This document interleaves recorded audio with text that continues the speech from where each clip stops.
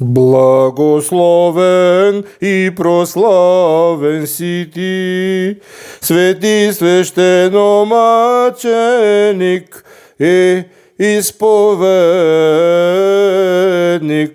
свети архиепископ Лука, Кримски и Војно-Јасенецки, Симферополски, и Твоето свето тјало, и Твоите свети икони, и Твоите свети храмове, и Твоите свети монастири, и Твојата света памет, всякога, сега и завинаги, и во веки веков. Амин.